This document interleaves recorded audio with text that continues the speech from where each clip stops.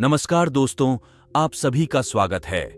दोस्तों, आज के इस कहानी के जरिए मन को वश में करने के लिए क्या करें, बुद्ध की कहानी शेयर करके आपको बताने वाला हूं कि आप मन को वश में करने के लिए क्या कर सकते हैं। अगर आप इस कहानी के पीछे के तर्क को समझ लें तो आपका दिमाग काबू में हो सकता है।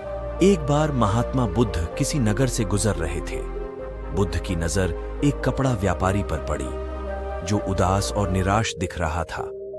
बुद्ध उसके पास गए और पूछा, हे भक्त, तुम इतने दुखी क्यों हो? यदि आप मुझे अपनी चिंता के बारे में बताएं तो मैं आपकी मदद कर सकता हूं। कपड़ा व्यापारी ने बुद्ध को प्रणाम किया और उन्हें अंदर आमंत्रित किया। व्यापारी ने कहा कि जब से मेरी पत्नी की मृत्यु हुई है तब से मेरे छोटे बेटे की देखभाल के लिए घर पर कोई नहीं है, इसलिए मैं हमेशा उसे अपनी दुकान पर लाता हूं। लेकिन वह मेरी दुकान पर आने वाले हर ग्राहक की पगड़ी उतार देता है और कभी कभी उनका बैग उठाकर बाहर फेंक देता है। मैंने डांट कर बहुत समझाने की कोशिश की, लेकिन वह नहीं समझा। उसकी हरकतों से मेरे सभी ग्राहक अपमानित महसूस करते हैं और वापस चले जाते हैं। बुद्ध ने कहा, मैं तुम्हारी मदद कर सकता हूं, लेकिन तुम मुझसे वादा करो कि तुम मेरे किसी भी काम में हस्तक्षेप नहीं करोगे, न ही कोई सवाल पूछोगे।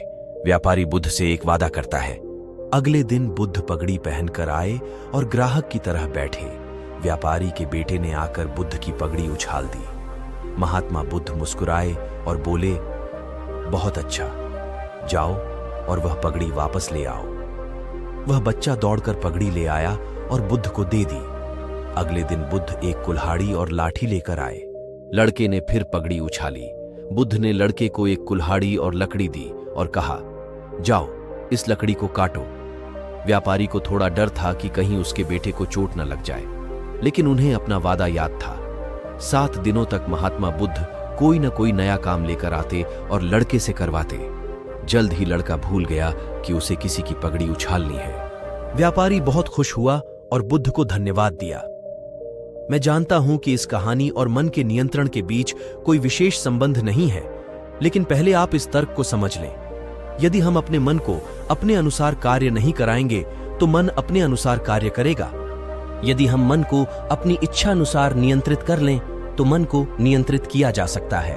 मन 2 तरह से काम कर सकता है। पहला, मन अपनी इच्छा अनुसार काम कर सकता है, या दूसरा, हम मन से अपनी इच्छा अनुसार काम करा सकते हैं।